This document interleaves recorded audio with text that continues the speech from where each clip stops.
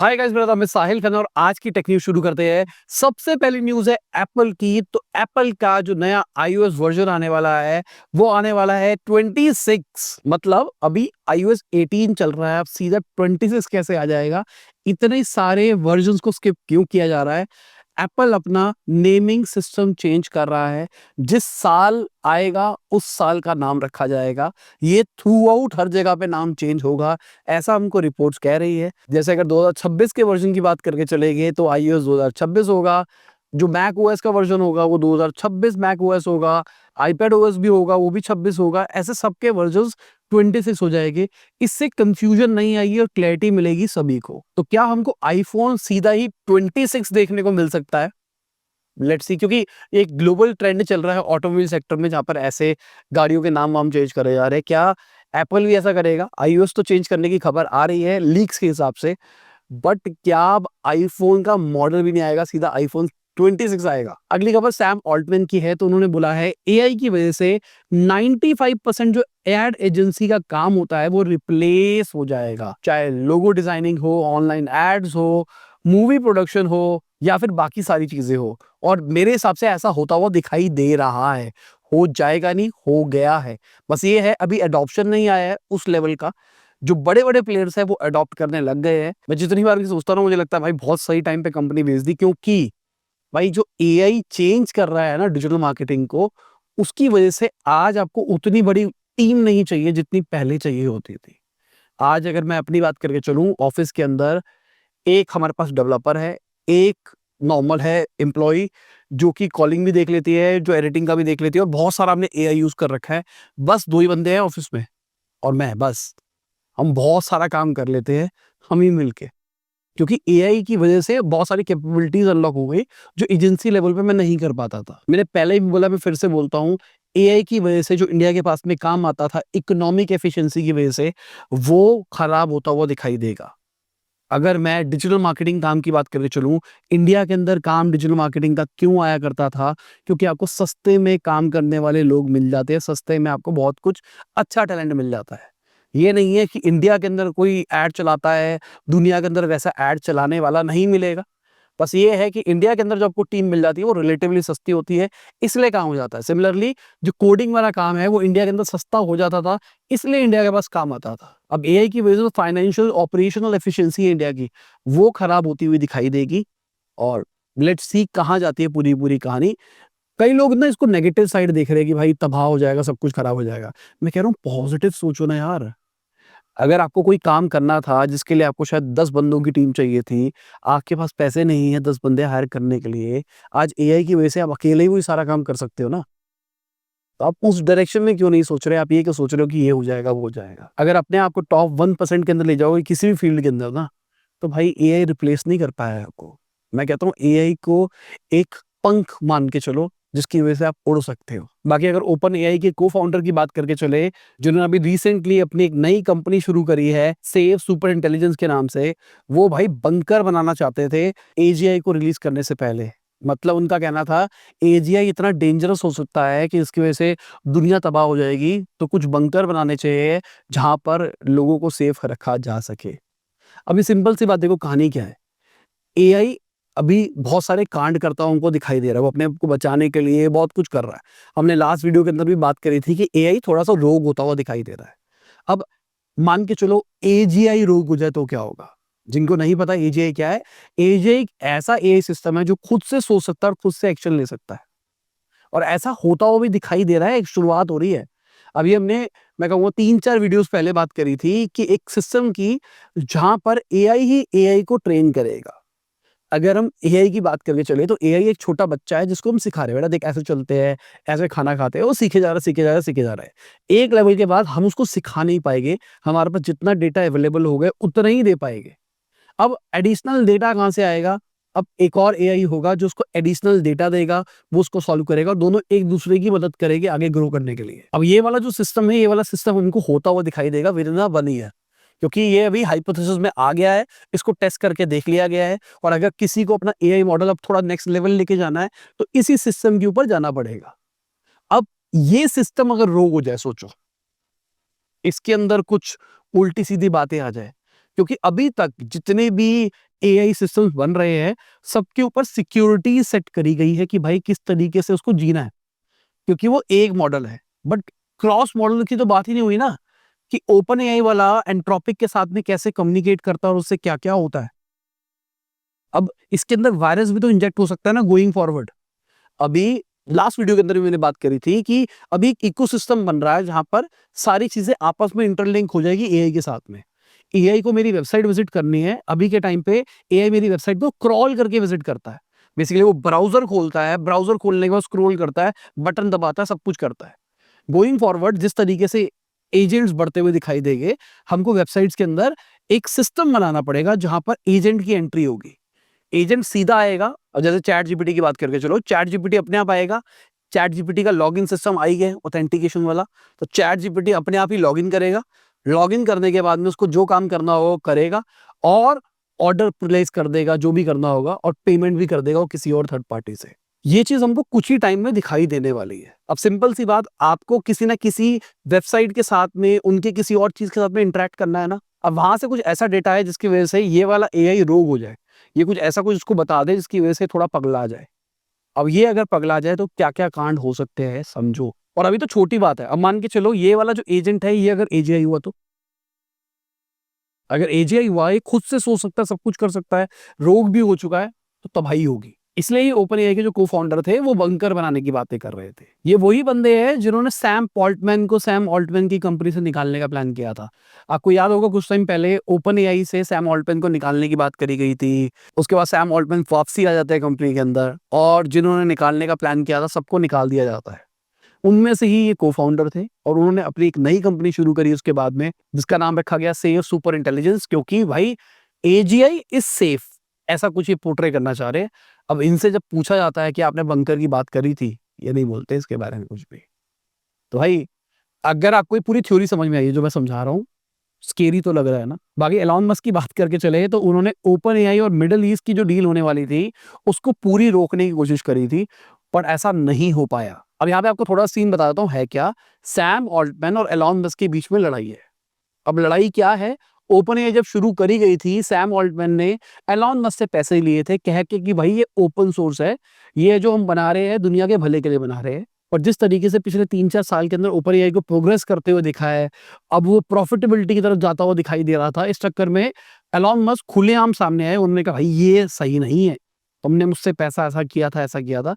उन्होंने केस भी किया, बहुत सारे लड़ाई झगड़े हुए। इनफैक्ट एलॉन मस्क ने ओपन एआई को भी रिसेंटली खरीदने की भी कोशिश करी थी। जब ये सब नहीं हो पाया तो उन्होंने अपनी खुद की एआई कंपनी को डबल डाउन करने की कोशिश करी, दबा के फंडिंग रेज करी, और कहीं ना कहीं जो एक्स एआई है, जो ग्रॉक है, उसको ओपन एआई लेवल पे ले जाने की पूरी पूरी प्लानिंग चल रही है। अब समझो सबसे बड़ा डेटा सेंटर हब बनने वाला है जहां पर एआई की सारी कंप्यूटेशन पावर होने वाली है। यूएई की गवर्नमेंट उसमें पार्टिसिपेट कर रही है, $500 बिलियन की इन्वेस्टमेंट होने वाली है। एआई को रन करने के लिए आपको पावर ही तो चाहिए, अब वहां पे सबसे ज्यादा पावर होगी। तो एलॉन मस्क चाहते थे कि भाई उनकी एक्स एआई को भी वहां पे जाने का मौका मिले। उन्होंने डोनाल्ड ट्रम्प को भी बोला कि भाई मेरे को वहां पे मौका दिलाओ। उन्होंने वहां पे धमकी दी कि भाई अगर आप ओपन एआई को चुनोगे, खाली मुझे नहीं चुनोगे तो मैं डील नहीं होने दूंगा। पर फिर भी डोनाल्ड ट्रम्प ने ये डील साइन करवा दी, ओपन एआई को अप्रूवल मिल गया, एक्स एआई लटका रह गया। तो मेरे हिसाब से एलॉन मस्क ने तभी रिसेंटली ही डॉज को कंप्लीटली छोड़ दिया है। पहले उन्होंने कहा था छोड़ूंगा, और अब कंप्लीटली छोड़ के वो बाकी अपनी कंपनीज के ऊपर कंसंट्रेट कर रहे हैं। बाकी वीडियो में जाने से पहले आपको याद दिलाना चाहूंगा, अपने लाइक का बटन नहीं दबाया, लाइक का बटन दबा दो, चैनल को सब्सक्राइब। मैं ऐसे ही टेक न्यूज अक्सर लाता रहता हूँ, और अगर आप सपोर्ट करते रहोगे तो हो सकता है मैं डेली भी ला पाऊँ। हम हायरिंग का प्लान कर रहे हैं, क्योंकि मेरे हिसाब से एमवीपी सक्सेसफुल हो गया है। बाकी अगर गूगल की बात करके चले तो उन्होंने साइन गैमा निकाला है, जो कि साइन लैंग्वेज को स्पोकन टेक्स्ट के अंदर ट्रांसलेट करके दे सकता है। आप वीडियो के अंदर देख सकते हैं किस तरीके से पूरा पूरा सिस्टम चल रहा है। यहाँ पर कैमरा ट्रैक कर रहा है hand movements, eye movement, lip movement को, और बेस्ड ऑन दैट बता रहा है कि सामने वाला बंदा क्या कहना चाहता है। बाकी जो मॉडल निकाला गया है बहुत लाइट मॉडल है, लोकली चल सकता है, कम पावर में चल जाएगा, फोन में भी चल जाएगा। बहुत इंपॉर्टेंट चीज है मेरे हिसाब से। बाकी सिंथेसिया के जो को फाउंडर है उन्होंने भी अपनी खुद की एक एआई कंपनी शुरू करी है, जो कि प्रॉम्प्ट से 3D वर्ल्ड बना सकती है। यहाँ पे हमको करना क्या है, हमको सिंपल एक प्रॉम्प्ट डालना है, आपका एक 3D वर्ल्ड बन जाएगा। 3D वर्ल्ड मतलब आप उसको इंटरेक्ट वगैरह कर सकते हो। बढ़िया चीज लग रही है। गेमिंग इंडस्ट्री, इन सारी इंडस्ट्रीज के लिए कितने फायदेमंद चीज हो जाएगी। आप समझो ना, आपको गेम के अंदर कोई एनवायरनमेंट बनाना है, बस प्रॉम्प्ट डालो, आपके पास 3D एनवायरनमेंट बन गया। मेरे को वीडियो बनानी है एग्जांपल के लिए, अभी मेरे पास स्टूडियो है, सब कुछ है, ग्रीन स्क्रीन पे बनाएंगे, खाली प्रॉम्प्ट मारेंगे, 3D एनवायरनमेंट बनाएंगे, उसमें अपने आप को डाल देंगे, माहौल ही चेंज कर देंगे। अभी के टाइम पे आपको कोई 3D आर्टिस्ट चाहिए होता है जो आपको बना के देता है, बहुत सारे बने बने डिजाइन भी मिलते हैं, बट AI की वजह से आप बहुत बड़ी गेम चेंज कर सकते हो। मैं कहता हूँ मूवीज के अंदर कितना गेम चेंज हो सकता है।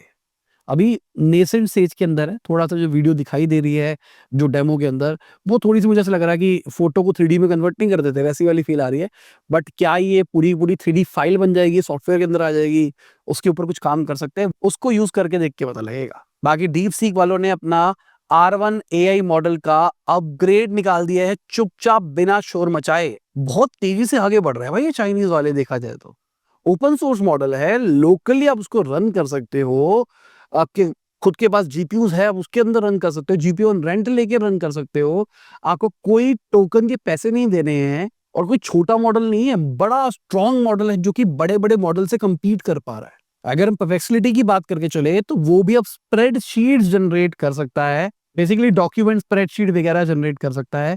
यहाँ पर शायद ये एंटरप्राइज के लिए सॉल्यूशन प्लान कर रहे हैं, क्योंकि अभी आप चैट जीपीटी की लेयर ही बना के अगर काम करोगे तो कुछ होगा नहीं।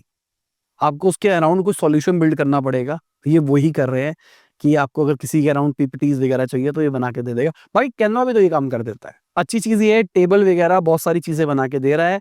बाकी ना ये सारी टेबल वगैरह तो चैट जीपीटी बना के दे ही देता है। बाकी छत्तीसगढ़ की बात करके चले तो वहाँ पर इंडिया का पहला AI इकोनॉमिक ज़ोन सेटअप किया गया है, जहाँ पर 1000 करोड़ की इन्वेस्टमेंट देखने को मिलेगी। कहा जा रहा है जो रैक बैंक वाले हैं वो इन्वेस्टमेंट करेंगे और वहाँ पर अपने AI का डेटा सेंटर बनाएंगे। Rack bank Indore based company है और एक बड़ी सर्वर कंपनी है अगर इंडिया से बात करके चले तो। कभी मौका मिला तो इनके फाउंडर के साथ पॉडकास्ट भी करना चाहूंगा, समझना चाहूंगा ये पूरा डेटा सेंटर्स की टेक्नोलॉजी कैसे काम करती है। अगर किसी के नेटवर्क में है तो कनेक्ट करवाना जरूर। बाकी अगर इंडिया की बात करके चले तो इंडिया खुद का रेगुलेशन मॉडल निकाल रहा है AI के रिगार्डिंग, जो कि मुझे लगा कि बहुत स्मार्ट है, कुछ सोचा समझा स्टेप है। इसके अंदर क्या कहा गया है, जो हमारे फाउंडेशनल AI मॉडल होंगे उसके अंदर कल्चरल हेरिटेज होना चाहिए, लिंग्विस्टिक डाइवर्सिटी होनी चाहिए। इसका मतलब हमारा जो कल्चर है उसको समझ में आना चाहिए, उसकी वो इज्जत करे। लिंग्विस्टिक मतलब वो हिंदी, जितनी भी हमारी भाषाएं हैं उन सबको समझ सके और उसकी इज्जत करे। वहां पर जो ग्लोबल बायसनेस है उसको रिमूव कर दिया जाए। जिस तरीके से अगर आप यूएस में बात करो या बाहर की कंट्री में बात करके चलो तो उनको लगता है India is slum dog millionaire वाली जगह। एक बार इंडिया की टॉप A1 सिटीज के अंदर आके देखो, सोसाइटीज के अंदर आके देखो, आपको पता लगेगा कि क्या लाइफस्टाइल है इंडिया वालों का भी। बट दुनिया को ऐसा लगता है कि भाई इंडिया तो ऐसा ही है, इंडिया तो ऐसा ही करेगा, इंडिया तो ऐसा ही खाएगा। इंडिया कितना इवॉल्व हो गया है वो नहीं समझ में आ रहा लोगों को। तो कहीं ना कहीं वो बायसनेस रिमूव हो जाएगी। इंडिया का जो AI मिशन है ना, 18,000 जीपीयू पहले राउंड में सेटअप करे जा रहे हैं, जहाँ पे 15,000 एप्लीकेशन पर सेकेंड। पहले टारगेट था 10,000 जीपीयू का, अब वो 18,000 पे पहुंच गए हैं। अभी के टाइम पे 2 मॉडल बना दिए गए हैं फाउंडेशन लेवल के ऊपर, एक 2 बिलियन, एक 7 बिलियन पैरामीटर वाला। श्रवम AI ने उसको निकाला है, बाकी अभी ज्यादा लोग उसको यूज नहीं कर पा रहे हैं, मतलब कर नहीं रहे हैं, शायद ऑल्टरनेटिव ज्यादा दिखाई दे रहे हैं। बाकी रिसर्चर्स की बात करके चले तो उन्होंने इंडिया का पहला एडिटेड जीन शीप बनाया है। कहा जा रहा है जीन के अंदर एडिटिंग करी गई है, कुछ नया जीन डाला नहीं गया है। एडिटिंग मतलब कुछ बीमारी होने वाली थी, जब वो था उसके अंदर कुछ एडिटिंग कर दी DNA के अंदर, जिसकी वजह से उसको बीमारी नहीं होगी, थोड़ा सा मॉडिफाइड बेटर निकल के आएगा। कहा जा रहा है इसकी वजह से शीप के ऊपर 30% एक्स्ट्रा मसल देखने को मिली है। अभी के टाइम पे जो 3 महीने का लैम है उसका DNA फॉरेन रिसर्च लैब में टेस्ट करा जाएगा और देखा जाएगा कि सब कुछ सही है या फिर नहीं है। तो एक अच्छी सक्सेस है। आप कह सकते हो लाइव स्टॉक वाली चीजों के अंदर अच्छी है कि ज्यादा मसल्स हो गए तो ज्यादा माल निकल सकता है उसमें से। मैं तो ये कहूंगा लाइफ एक्सपेक्टेंसी के ऊपर भी फर्क पड़ सकता है इसकी वजह से। बाकी चाइना वालों ने नया ब्रेक थ्रू किया है, जहां पर सैटेलाइट से डेटा ट्रांसमिशन किया गया है 2100 Mbps की स्पीड सिंगल चैनल। ये बड़ा लैंडमार्क है अगर देखा जाए तो, और एग्जिस्टिंग सेटअप से किया गया, कोई नया सेटअप नहीं किया है। जो मॉड्यूलेटर्स होते हैं और डी मॉड्यूलेटर्स होते हैं उसके अंदर थोड़ा सा चेंज लाया गया है, जिसकी वजह से आप एग्जिस्टिंग सिस्टम से अच्छा आउटपुट ले सकते हो। मॉड्यूलेटर्स का मतलब जो वेव के अंदर डेटा सेट कर देते हैं। अब समझाने के लिए मैं आपको एक एग्जांपल देता हूँ, लिटरल मत ले लेना पर समझने की कोशिश करो। अगर किसी भी वेव की बात करके चले तो वेव ऐसे ट्रेवल करती है, ठीक है। तो यहां पर माइक्रोवेव का यूज किया गया है। अब माइक्रोवेव जा रही है, अब मॉड्यूलेटर्स क्या करते हैं, उस माइक्रोवेव के ऊपर अपना डेटा डाल देते हैं, उसके ऊपर एक टाइप का कोड डाल देते हैं, कुछ नंबर्स डाल देते हैं, जो आगे ट्रेवल करते रहते हैं। यहां पर एक और डिवाइस लगी होती है, इसको हम कहते हैं डीमॉड्यूलेटर। जब वो उसके अंदर जाता है, अब वो उस कोड को एक्चुअल इंफॉर्मेशन में कन्वर्ट कर देता है। जैसे यहाँ पे मैंने लिखा था ABCD, अब ABCD यहाँ पे ABCD नहीं डाला, यहाँ पे डाला 01000 01000 0111110 ऐसे कुछ करके वेव के ऊपर डाल दिया। अब ये वेव जब यहाँ पे गई, उसने इसको 0101 को डिकोड किया और ABCD बता दिया। तो जितना भी डेटा होता है, चाहे आप इस वीडियो की बात करके चलो, ये जो वीडियो आप तक पहुंच रही है वो इसी फॉर्म के अंदर ही पहुंच रही है। तो यहाँ पे जो मॉड्यूलेटर और डीमॉड्यूलेटर है उसको थोड़ा सा इंप्रोवाइज किया गया है। बाकी चाइना वालों ने एक और मिशन लॉन्च किया है जहां पर लिविंग फॉसिल्स को एस्ट्रॉइड से कलेक्ट किया जाएगा। ये कल भेजा गया था और कहा जा रहा है 2027 तक ये सैंपल्स लेके आएगा।